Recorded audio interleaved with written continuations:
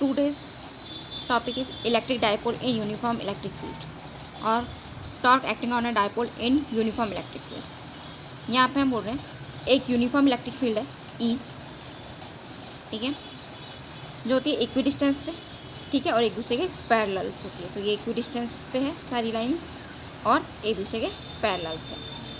यहाँ पे हमने एक डायपोल रखा है -q और +q।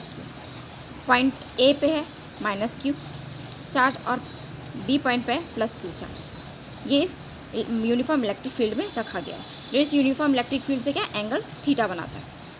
अब हमने बोला कि इस इलेक्ट्रिक फील्ड के कारण इसके ऊपर लगने वाला फोर्स हम निकालते हैं। तो +q चार्ज है, इस +q चार्ज के कारण क्या होगा, इलेक्ट्रिक फील्ड की डायरेक्शन इधर होगी, यानी कि F की जो डायरेक्शन होती है वो हमेशा इलेक्ट्रिक फील्ड की डायरेक्शन में होती है +q चार्ज के लिए, और -q चार्ज के लिए इलेक्ट्रिक फील्ड की डायरेक्शन क्या होती है, उसके अपोजिट होती है। तो F की डायरेक्शन क्या है, अपोजिट। तो F की वैल्यू क्या हो गई -qe, क्योंकि E इक्वल क्या होता है F/q। तो Q F की वैल्यू कितनी हो गई, F Q को इधर ले जाओ तो QE, F = QE। इसकी वैल्यू भी क्या हो गई, F = QE। फोर्स के लिए कभी भी जब हम चार्ज लिखते हैं तो चार्ज का साइन नहीं लगाते हैं। जब भी फोर्स निकाला जाता है तो चार्ज का साइन नहीं लिखा जाता, ओनली उसका मैग्नीट्यूड लिखा जाता है। तो F = क्या आ जाएगा, QE। यहाँ पे भी क्या हो गया, QE। तो force acting on +q charge, तो F1 क्या हो गया, QE। Force acting on -q charge, तो F2 = QE। तो नेट फोर्स कितना हो गया, F = F1 + F2। अब यहाँ पे दोनों की डायरेक्शन क्या है, अपोजिट है, मैग्नीट्यूड तो सेम है लेकिन अपोजिट है डायरेक्शन, तो दूसरे को क्या कर देंगे, कैंसिल कर देंगे। इसलिए हमने क्या लिखा, F1 - F2 QE -QE, तो F क्या हो गया, 0। यानी कि इसके ऊपर लगने वाला टोटल फोर्स तो क्या हो गया, नेट फोर्स 0 हो गया, लेकिन इस पर क्या लगेगा, टॉर्क लगेगा। टॉर्क क्यों लगेगा, क्योंकि दोनों फोर्स क्या हो रहे हैं, एक दूसरे का अपोजिट लग रहा है। तो ये क्या करेंगे, इसको घुमाएंगे। ये क्या है, दोनों फोर्स एक दूसरे के एंटी पैरेलल है। तो एंटी पैरेलल है, तो जब हम इसको आगे की तरफ बढ़ाएं इस लाइन को, तो ये दोनों फोर्स क्या करेंगे, इस पॉइंट पे मिलेंगे। तो ये क्या करेंगे, यहाँ पे ये इसको पूरा को रोटेट कराएंगे। तो हम क्या बोलते हैं, torque. Now when two equal and unlike parallel force act on a body on 2 different points then it from torque. तो क्या होगा, ये एक फॉर्म टॉर्क करेंगे। जब एक बॉडी है, बॉडी के 2 अलग अलग पार्ट्स के ऊपर, बॉडी के अलग अलग पार्ट्स पे, यानी कि इस एंड पे और इस एंड पे, ये वन एंड ये अदर एंड, इन दोनों एंड्स पे क्या होगा, अलग अलग फोर्स लग रहा है, पर दोनों का मैग्नीट्यूड क्या है, सेम है। तो ये क्या करेंगे, इसको घुमाएंगे, गोल गोल घुमा देंगे। लेकिन फोर्स तो क्या है, 0, टोटल नेट फोर्स 0 है, लेकिन ये क्या करेंगे, एक टॉर्क डेवलप करेंगे और ये इसको क्या करेंगे, गोल घुमा देंगे, रोटेट करा देंगे।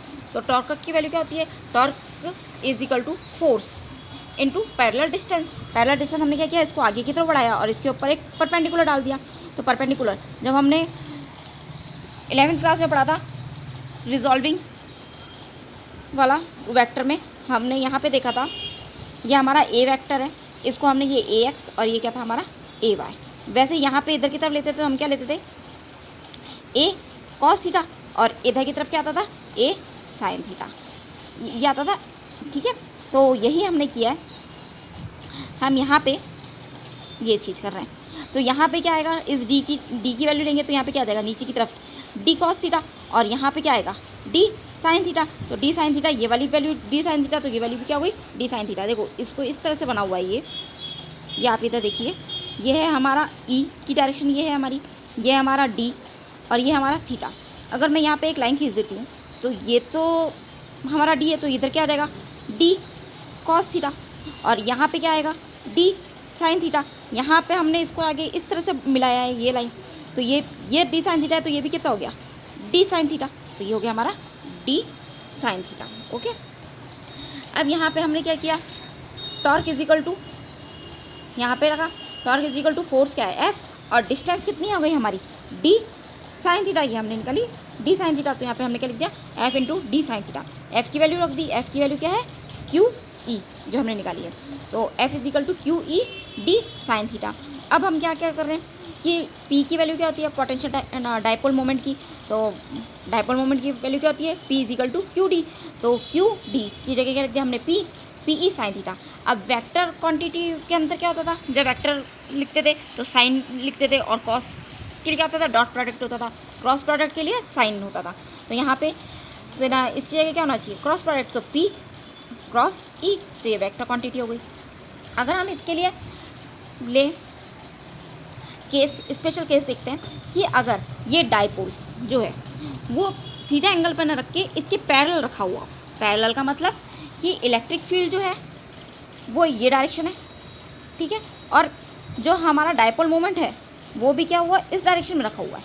ई की डायरेक्शन ये है, ये हमारा माइनस क्यू और ये है हमारा प्लस क्यू, तो दोनों की डायरेक्शन क्या है, सेम है, यानी कि पी की डायरेक्शन भी इधर ही होगी, क्योंकि पी की डायरेक्शन क्या होती है, माइनस क्यू चार्ज से प्लस क्यू चार्ज की डायरेक्शन। तो पी की डायरेक्शन भी है और ई की डायरेक्शन भी यही है। तो जब दोनों की डायरेक्शन सेम होगी तो उनके बीच में एंगल कितना होगा, थीटा। तो थीटा की वैल्यू क्या होगी, 0। तो यहाँ रखेंगे हम साइन थीटा। थीटा की वैल्यू क्या रख रहे हैं, 0 डिग्री, तो 0 की वैल्यू कितनी होगी, 0। तो पी की वैल्यू कितनी हो गई, 0। तो ये क्या हो गई, स्टेबल इक्विलिब्रियम हो गया। स्टेबल कैसे हुआ, क्योंकि जब हम यूनिफॉर्म इलेक्ट्रिक फील्ड की बात करते थे तो हम यहाँ लिखते थे प्लस चार्ज और यहाँ क्या आता था, माइनस चार्ज। अब यहाँ पे क्योंकि यहाँ पे माइनस क्यू रखा हुआ है चार्ज, तो माइनस क्यू क्या होगा, प्लस की तरफ अट्रैक्ट होगा, और प्लस क्यू चार्ज क्या होगा, माइनस की तरफ अट्रैक्ट होगा। तो ये दोनों, ये क्या होगा, एक स्टेबल पोजीशन में रखा हुआ है, तो इसलिए क्या कहलाएगी, स्टेबल इक्विलिब्रियम। ओके, अब आगे हम पढ़ रहे हैं इसी के अंदर, जब डाइपोल क्या रखा हुआ हो, हमारा 90 डिग्री पे रखा हुआ। 90 डिग्री पे कैसे, जैसे ये इलेक्ट्रिक फील्ड है और यहाँ पे डाइपोल कुछ इस तरह से रखा हुआ है। ये तो है हमारा प्लस क्यू और ये है हमारा माइनस क्यू। तो यहाँ पे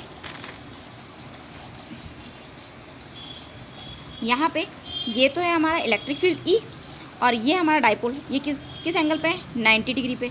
तो हम क्या रखें, थीटा की वैल्यू 90 डिग्री रखें। तो टॉर्क क्या होता है, P E sine theta. Sine theta की जगह क्या रखें, 90 डिग्री। तो साइन 90 की वैल्यू कितनी हो जाती है, 1। तो टॉर्क मैक्सिमम हो गया पी ई। तो यानी कि इस पोजीशन पे इस पर टॉर्क मैक्सिमम लगेगा, क्योंकि यहाँ पे तो क्या है, पॉजिटिव चार्ज होगा और यहाँ पे क्या होगा, नेगेटिव चार्ज होगा। तो पॉजिटिव को नेगेटिव अपनी तरफ अट्रैक्ट करेगा और नेगेटिव को पॉजिटिव अपनी अट्रैक्ट करेगा, तो ये रोटेट करना शुरू कर देगा। तो इस पर क्या होगा, टॉर्क मैक्सिमम लगेगा।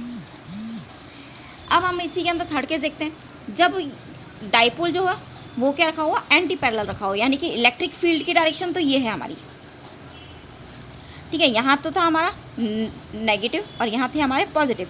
अब इलेक्ट्रिक डाइपोल क्या हो, कुछ इस तरह से रखा हुआ हो कि यहाँ पे तो हमारे पास क्या हो, नेगेटिव चार्ज हो और यहाँ पे क्या हो, पॉजिटिव चार्ज हो।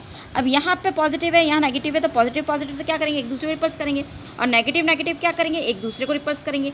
तो यहाँ पे जब हम वैल्यू रखेंगे, थीटा की वैल्यू कितनी होगी, दोनों की, यहाँ की पी की डायरेक्शन क्या है, पी की डायरेक्शन तो नेगेटिव से पॉजिटिव की तरफ, तो पी की डायरेक्शन तो ये हो गई, ये पी की, और ई की डायरेक्शन क्या है, अपोजिट, तो ई की डायरेक्शन ये हो गई हमारी।